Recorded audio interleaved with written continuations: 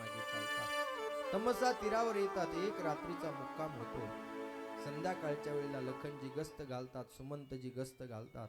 रामप्रभू जानकी आपल्या हाताची उस्ती करून त्या वालुकेमध्ये झोपतात. लखनजी आता पाहतात आणि लखनजी मोठ्याने रडतात. लखनजी रडण्याचा आवाज कुठून येते म्हणून सुमंतजी येतात, विचारतात, लखन क्यों रोते हो, लखन क्यों रोते हो. एखाद्या रडणाऱ्या माणसाला जर तुम्ही विचारलं ना का रडता, तर तो माणूस आणखी रडायला सुरुवात करतो. लखनजी रडायला सुरुवात करतात आणि म्हणतात, काका मी शेषाचा अवतार आहे. हे सगळं ब्रह्मांड गोल्या मडक्याप्रमाणे दाबून टाकतील एवढी ताकद माझी आहे काका. परंतु माझा दादा आणि माझी भाभी जानकी वनवासात आल्याच्या नंतर हाताची उस्ती करून या वालुकेत झोपते ना, हे मला देखत नाही, पाहत नाही दादा, हे पाहत नाही काका.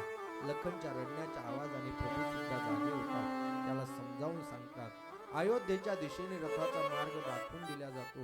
प्रभू आता पुढे कुठे येतात? प्रभू आता निषादाच्या नगरीमध्ये येतात. निषादाच्या नगरीत आल्याच्या नंतर निषादाच्या मनात भाव आहे की हा जगाचा मालक आहे. त्या प्रभूने मला नुसतं माझ्याकडे नुसतं पाहिलं ना, तरी सुद्धा माझा जन्म सफल होऊन जाईल. प्रभू त्याच्या अंतःकरणातला भाव ओळखतात आणि प्रभू त्याच्याकडे नुसतं पाहत नाहीत, प्रभू त्याला आलिंगन देतात. आलिंगन देतात आणि ऐका ना, प्रभू त्या निषादाला आलिंगन देतात आणि त्याच ठिकाणाहून त्याला सखा म्हणतात आणि त्याच ठिकाणी रामराज्याची सुरुवात होते. प्रभू एका गरीब भिल्लाला आलिंगन देतात ना, तेच खरं रामराज्य आहे. मोठा माणूस मी सांगितलं, मोठ्या माणसाचं मोठेपण तेव्हाच आहे की जेव्हा तो गरीबामध्ये येत असेल ना. मोठा कायम मोठ्यात राहिला तर त्याचं मोठेपण सिद्ध होणार नाही, परंतु मोठा गरीबात आला तर लोक त्याला मोठं म्हटल्याशिवाय राहणार नाही. प्रभू त्या भिल्लाला आलिंगन देतात, निषादाला आलिंगन देतात आणि त्याला आपला सखा मानतात. एक रात्रीचा मुक्काम होतो आणि प्रभू आता दुसऱ्या दिवशी सकाळी त्या निषादाला वडाचा चीक मागवतात. कशासाठी? डोक्याला लावण्यासाठी. वनवासी जीवन आहे, तेल लावायचं नाही ना. प्रभू आपल्या केसांना लावतात, त्याचा मुकुट बनवतात. लखनही आपल्या केसांना लावतात, त्याचा मुकुट बनवतात. जानकी आपल्या केसाला लावते, त्याची वेणी तयार करते. आणि आता प्रभू आपण काल प्रसंग पाहिला की त्या केवटाला आवाज देतात, तेरे द्वार खडा भगवान ओ, तेरे द्वार खडा भगवान, भगत भर दे जोगी, भगत भर दे जोगी, तेरा होगा बड़ा एहसान के जुग जुग तेरी रहे शान, भगत भर दे जोगी, उठे सारी धरती देख रे, डोला गगन में सारा, मांगने आया तेरे घर, जगत का पालनहारा रे, जगत का पालनहारा, मैं आज तेरा मेहमान के मुझसे कर ले जरा पहचान, भगत भर दे जोगी, द्वार खड़ा भगवान ओ. एक गोष्ट लक्षात ठेवा, केवटाचं पात्र आहे ना, निरपेक्ष पात्र. केवटाचं पात्र हे निरपेक्ष पात्र आहे. रामायणामध्ये असे काही पात्र आहेत महाराज, त्या पात्रांचा विचार आपल्या जीवनामध्ये झाला पाहिजे. रामायणात अनेक पात्रे आहेत, अनेक पात्रे आहेत. त्याच्यामध्ये केवटाचं एक पात्र आहे. अजून रामप्रभूचं पात्र आहे. रामप्रभूचं पात्र हे मर्यादेचं पात्र आहे. लखनजीचं पात्र आहे, लखनजीचं सेवेचं पात्र आहे. लखनजीचं पात्र कशाचं आहे? सेवेचं आहे. रामप्रभूचं मर्यादेचं आहे. भरताचं पात्र प्रेमाचं पात्र आहे. प्रेमाचं पात्र म्हणजे माझे भरतजी. जानकीचं हे अनन्यतेचं पात्र आहे. जानकीचं पात्र अनन्यतेचं आहे. हनुमानजीचं पात्र उपकाराचं आहे. शबरीचं पात्र प्रतीक्षा पात्र आहे. आणि ऐका, केवटाचं पात्र निरपेक्षतेचं पात्र. परमार्थ करत असताना निरपेक्षता ही अत्यंत महत्वाची, अत्यंत महत्वाची. जर निरपेक्षता, नाथ बाबा म्हणतात परमार्थाचे मुख्य पीक आणि निरपेक्षता त्याचे नासिक. परमार्थामध्ये निरपेक्षता ही अत्यंत महत्वाची. अपेक्षारहित जीवन असणं ही गोष्ट महत्वाची. केवटाचं पात्र निरपेक्ष आहे, त्याला काही अपेक्षा नाही. निरपेक्ष स्वरूपाचं, निरीक्ष स्वरूपाचं पात्र आहे. केवट त्या ठिकाणी बसलेला आहे. केवटाला माहित आहे माझं जर कर्म प्रामाणिक असेल तर मला माझी जागा सोडायची गरज नाही. एक दिवस जगाचा मालक माझ्याकडे आल्याशिवाय राहणार नाही. म्हणून एक संदेश महत्वाचा आहे. काय ऐका, कर्म करत असताना माणसाने एवढं चांगलं कर्म केलं पाहिजे, एवढं चांगलं कर्म केलं पाहिजे, एवढं चांगलं कर्म केलं पाहिजे की आपल्याला आपली जागा सोडायची गरज पडली नाही पाहिजे. एक दिवस जगाचा मालक आपल्या दारात आला पाहिजे. एवढं चांगलं कर्म, कर्मातली जर प्रामाणिकता निघून गेली ना महाराज, माणसाची अधोगती झाल्याशिवाय कर्म प्रामाणिक असलं पाहिजे. कर्म प्रामाणिक असलं पाहिजे. काय झालं, दोघांचे भांडणं झाले. दोघांचे, कोणाचे दोघांचे? तुमचे माझे. मग नवरा बायकोचे दोघांचे भांडणं झाले महाराज. 7 वर्ष विभक्त राहत होते. 7 वर्ष विभक्त राहत होते, बोलत नव्हते एकमेकाशी. कोर्टात भांडण चालू होतं. कोर्टात भांडण चालू असताना त्या ठिकाणी त्या वकिलाने विचारलं बाईला, बाई गेल्या होत्या का आज कोर्टावर? आई म्हटली गेले होते साहेब कोर्टावर. भेटले का तुमचे मालक? भेटले ना मालक. काय बोलले तुमच्याशी तुमचे मालक? त्यावेळेस त्या बाईने सांगितलं, साहेब मी त्यांच्याशी खूप बोलण्याचा प्रयत्न केला, मी त्यांच्याशी खूप बोलण्याचा प्रयत्न केला, परंतु ते माझ्याशी एकही वाक्य बोलले नाही. एकही वाक्य बोलले नाही. तुम्ही बोलल्या, मी खूप बोलले, परंतु ते माझ्याशी एकही वाक्य बोलले नाही. शेवटी एकच वाक्य ते बोलले. म्हणजे ते म्हटले, तू जे हे मला सांगते ना ते मला अजिबात सांगू नको. तिकडे कोण्याही गाढवाला जाऊन सांग. तू जे मला सांगते ना ते मला अजिबात सांगू नको. तिकडे कोण्याही गाढवाला जाऊन सांग. त्यावेळेस त्या वकिलाने विचारलं, बाई मग तुम्ही काय केलं? ती म्हटली, हे सगळं सांगायला तुमच्याकडे आले.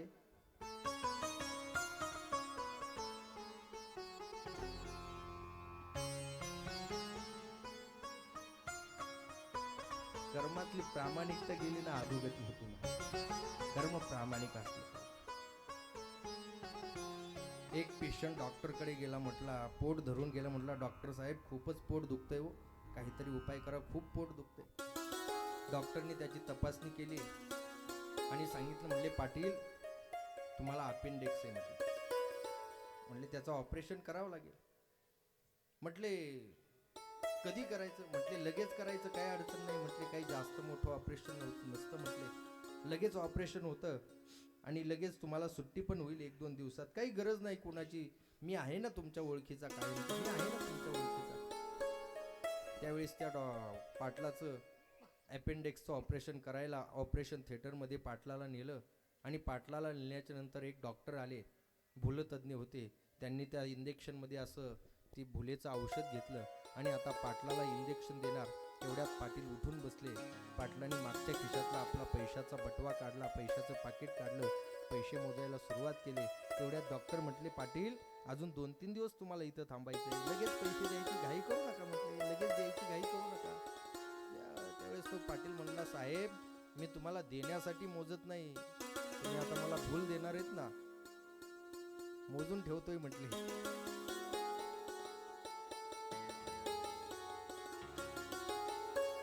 कर्म प्रामाणिक असतं. कर्मातली प्रामाणिकता गेली ना माणसाच्या आधी. इतकं सुंदर कर्म करा, किती सुंदर करा.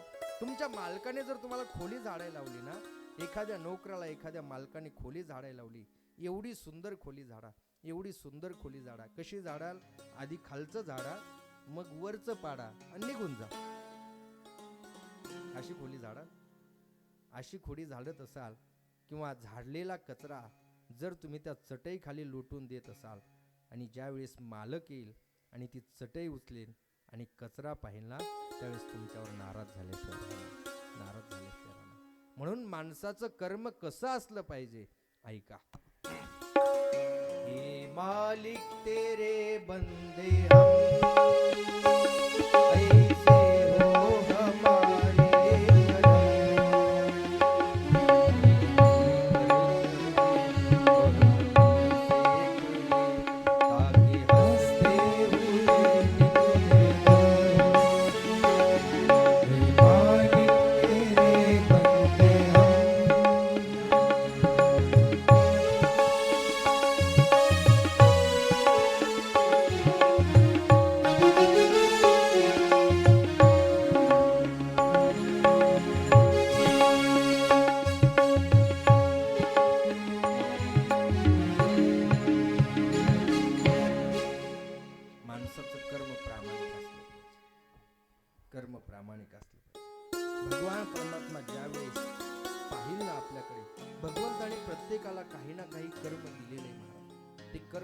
प्रामाणिकपणे करत जा. प्रत्येकाचं कर्म वेगवेगळे, माझं कर्म वेगळे, तुमचं कर्म वेगळे, प्रत्येकाचं कर्म वेगवेगळं आहे. परंतु ते कर्म माणसाने चांगल्या प्रकारे करणं ही गोष्ट अत्यंत महत्वाची. आणि म्हणून तो केवट म्हणतो, जर माझ्या जीवनात हे कर्म माझ्या वाटेला आले असेल ना, तर मी हे कर्म करतोय, मला माझी जागा सोडण्याची गरज नाही. तो भगवान परमात्मा माझ्या दारात आल्याशिवाय राहणार नाही. आणि भगवान परमात्मा त्या केवटाच्या दारात येतात. केवट प्रभूला नैया पार करून देतो.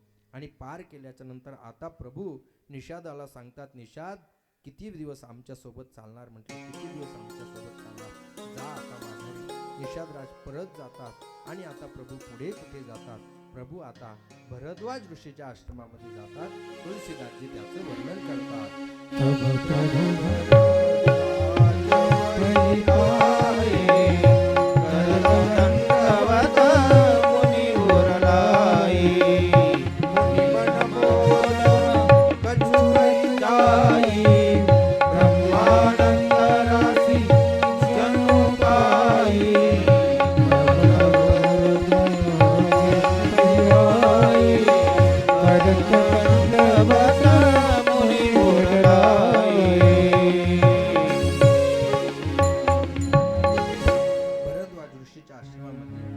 एक रात्रीचा मुक्काम भरद्वाज ऋषीच्या आश्रमामध्ये करतात. आणि आता सकाळी स्नान संध्याकाळी कर्म आटोपून प्रभू भरद्वाज मुनीच्या जवळ येतात.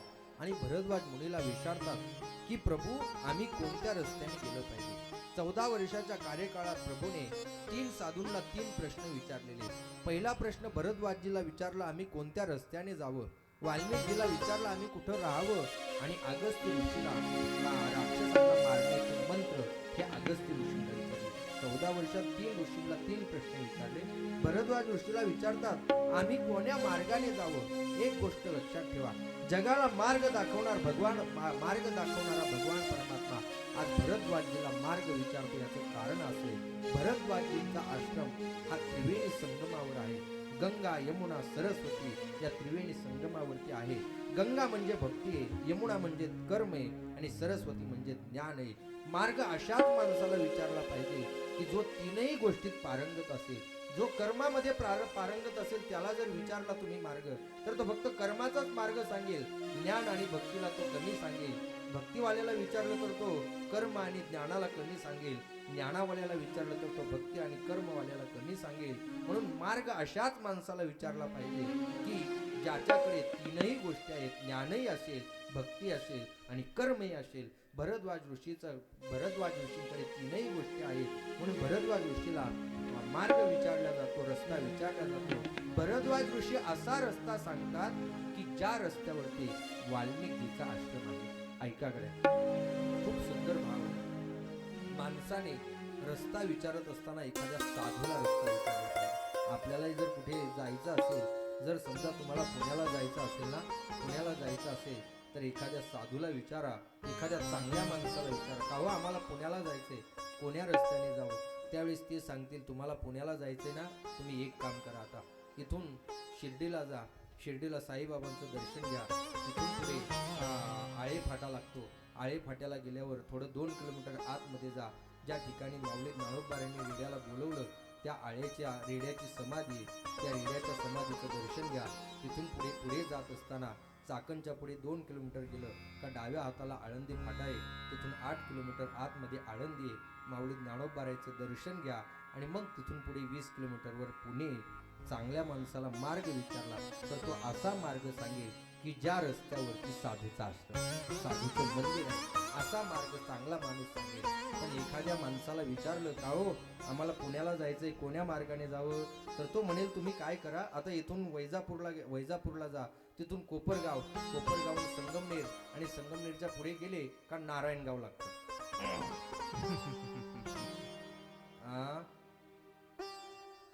नारायणगाव लागतं ना, काय नारायणगाव आणि मग नारायणगावून सरळ पुण्याला. चांगल्या माणसाला रस्ता विचारतो, साधूचा रस्ता दाखवेल. भरद्वाजी शिष्यांना आवाज देतात, सगळे शिष्य येतात. भरद्वाजी म्हणतात, फक्त 4 जण थांबा, बाकीचे निघून जा. 4 शिष्य हे 4 वेदाचं प्रतीक आहे. वेदमार्गी मुनी गेले, त्याची मार्गे चालिलो. प्रभू लखनजी सीता आणि आता सर्वजण चालतात. पुढे कुठे चालतात? प्रभू आता पुढे त्या ठिकाणी चित्रकूट पर्वतावर येतात आणि चित्रकूट पर्वतावर आल्याच्या नंतर प्रभू काय करतात? लखनजी आणि प्रभू 2 कुटिया तयार करतात आणि वाल्मिकजीच्या आश्रमामध्ये येतात. वाल्मिकजीच्या आश्रमात आल्यावर वाल्मिकजीला प्रभू म्हणतात आम्ही कुठं राहिलं पाहिजे? त्यावेळेस भगवान परमात्म्याला वाल्मिकजी म्हणतात प्रभू तुम्ही नाहीत कुठे, सगळ्या चराचरामध्ये तुमचा वास आहे, परंतु आता तुम्हाला तिघांना राहायचंय तर तुम्ही या ठिकाणी राहा. कुठे राहा? प्रभूला राहण्याचं ठिकाण वाल्मिकजी सांगतात. तुलसीदासजी त्याचं वर्णन करतात. चित्रकूट गिरिधर निवासो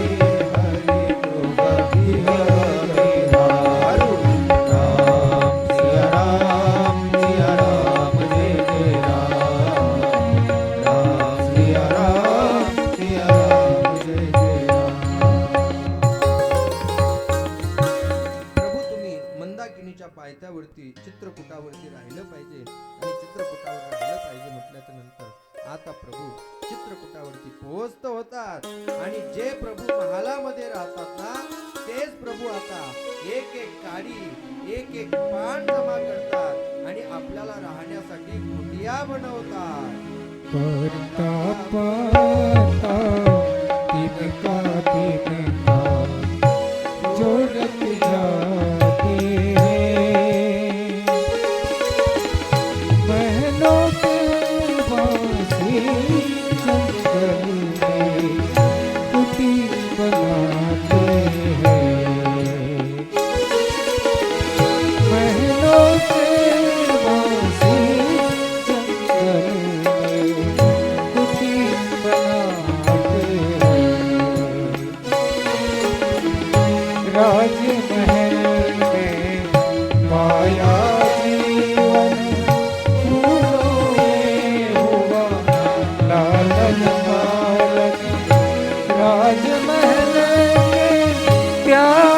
सभी सुख त्याग अयोध्या त्याग सिंहासन कर्मनिष्ठ हो अपना अपना धर्म निभाते हैं. महलों के मौसी जंगल में कुटी बनाते हैं. महलों के मौसी जंगल में कुटी बनाते हैं.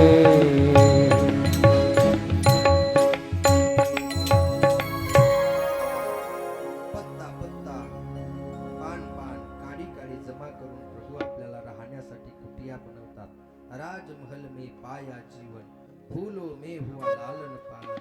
राजमहल के त्याग सभी सुख त्याग अयोध्या त्याग सिंहासन कर्मनिष्ठ हो अपना अपना धर्म निभाते हैं. महलों के वासी जंगल में कुटी बनाते हैं. प्रभू आता चित्रकूटावरती कुटी बनवतात आणि आता गुहक परत आलेला असतो. तो गुहक काय करतो? सुमंत त्याच ठिकाणी असतात.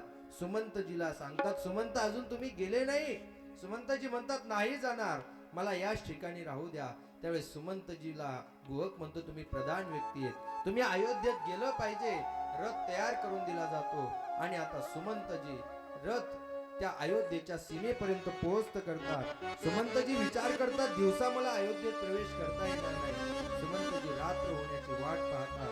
सायंकाळच्या वेळेला सुमंतजी रथ अयोध्येत घेऊन येतात. पुढे काय होते त्याचा विचार आपण करणार आहोत, परंतु तत्पूर्वी फार मोठ्या प्रेमाने एकदा सर्वांनी भगवंताचं भजन करायचे. किती वाजले? अरे बाप, 10:15 वाजले. आज 12 वाजेपर्यंत केलं तर चालेल का? झोपा आल्यात काय तुम्हाला? अजून एक अर्धा तास आपली कथा चालणार आहे. जास्त वेळ नाही, अर्धा तास.